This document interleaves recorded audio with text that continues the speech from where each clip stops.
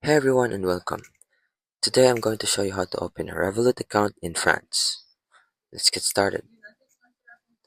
After opening the app, choose the country France and type a number.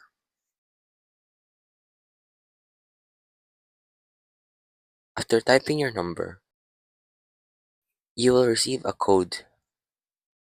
Type the code and after that, you'll now have the option to turn on notifications. Then have the options to choose your country, your home address, and you enter your name, your date of birth, and your email. Then you'll be asked to take a quick selfie.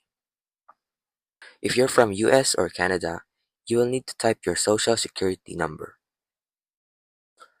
After that, you'll need to choose the options in what do you want to use Revolut for.